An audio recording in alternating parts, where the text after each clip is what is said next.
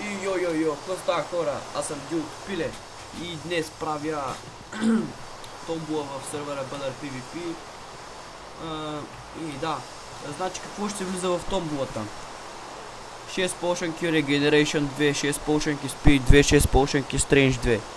2 меча, от които един е Ender Sword, Full Ender Set, 5 легендарки, един Ender Bow, 6 стрелички, 64 Bottle of Enchanting, Invisibility Potion, за да се правите на Chuck Norris в тъмното, 64 Obsidian, 64 TNT, една кирка, която е Silk Touch 1, Unbreaking 2, Fence 2, 5 обикновени Golden Apple, още един Ender Ball и да.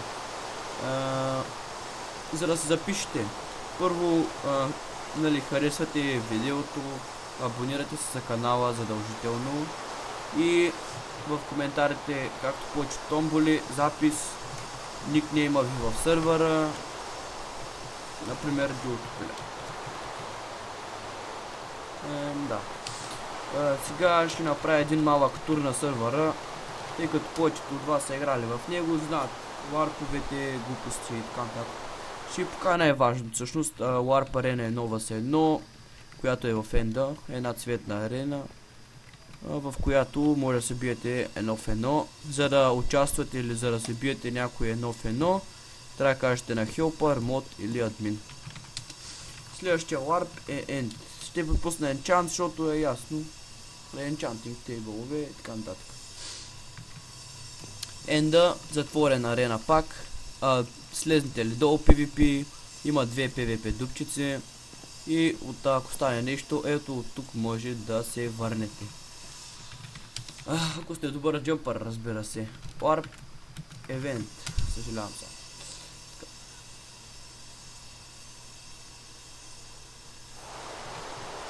Тук вали, няма значение. Warp Event, много хубаво направен. И тук има Drop Event, Snake Event и общо взето да. Warp Jump ще ви го покажа набързо, той е затворен, очевидно е, че е Jump Event, но е само при евенти, само това да добавя. Цак, да. Warp Nether.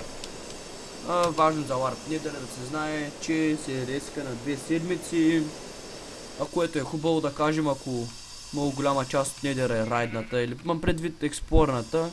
След 2 седмици Nether е чисто нов и отново готов да бъде експлорнат. Една секунда. Nether се реска на 2 седмици.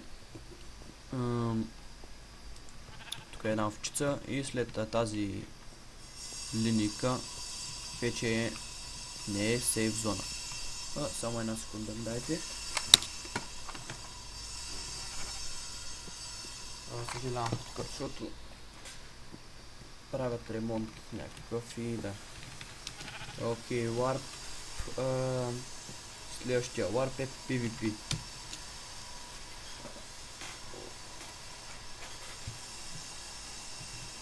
Warp PvP. Да ви покажа какво е важно за Warp PvP.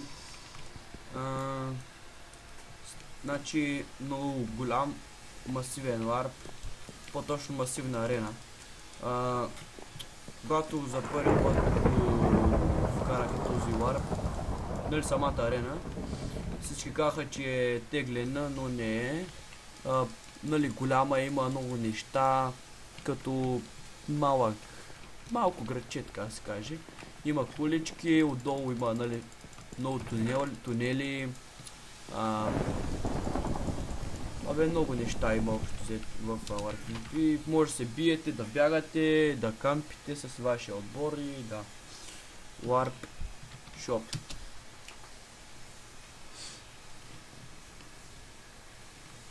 Добре. Значи Warp Shop.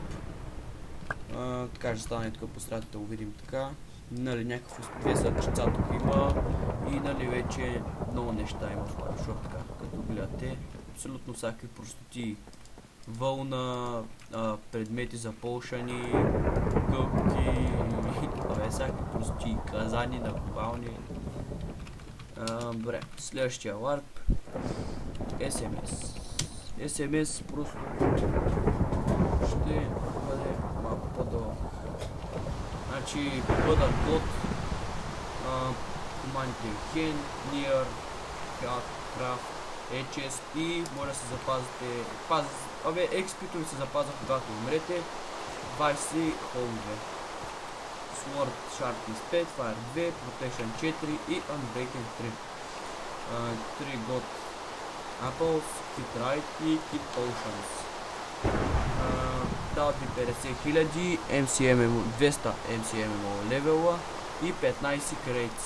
С тези кредитове, като имате, пишете Credit Open и ви дава различни хубави айтеми. Аз нямам, но Enderworld. Sharpness 4, Fire Aspect 2 меч, Protection 4, Unbreaking Set и 2 God Apples и Kit Potions.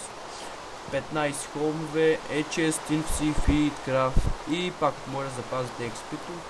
Дава ви 30 000, 100 MCM левел и 10 кредитове. Цените са отгоре. 18 лева, 24 лева. Зомби пигмент спаунер 9,60.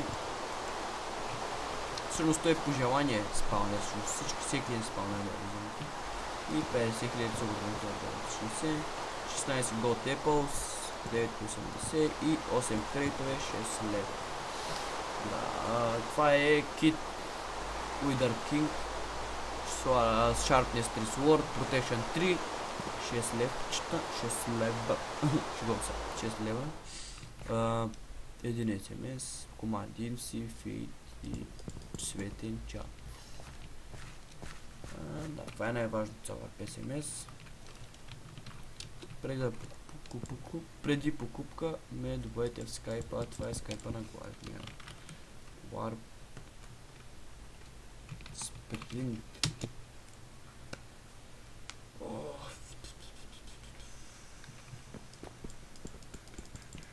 Да. Warp Sprint сам превенти. И Warp Trade. Последния Warp. На Warp Trade какво е важно?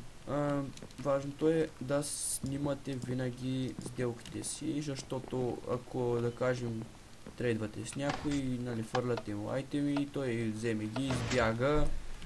Ако не сте го снимали, няма как да ви оправдаят, за съжаление. Няма просто шанс. Дори той трябва да си признае буквално, за да може да го баннат или да го накарат с нещо. Просто снимка, видеоклип, просто да го снимате, когато трейдвате, защото да кажем, ако е някакъв скъп айтем, когато го загубите, ще е гадно. И сега ще трябва на спауна, само така да ви го покажа, защото само той май не е видял. Не съм го показвал преди. Обширен спаун, има 4 места, от които може да излезете. Jump, който няма награда. Тук пише, нали, подробности. World е 10k на 10k, 10 000 на 10 000 купчета. Лава, нали, стичането на лава е забранено. Няма протекшн на честовете във вашия факшън. Затова, нали, къщите си ги правите така да няма изходи. За да разчупите обсидиан трябва 4 експлозии от TNT и Witherът е disable. Демек, че е забранен. Има Warp Food тук долу, така, конята храна, едвате като този пич, биете и се наяждате. Да. Охо, имаме PvP.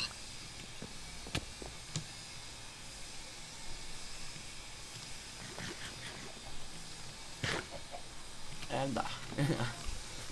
Това беше всичко от мен. Пак ви казах, това са айтемите.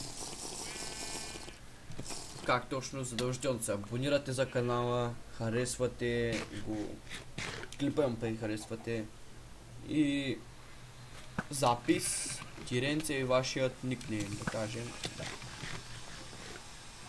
Това беше всичко от мен. Надявам се да ви харесва.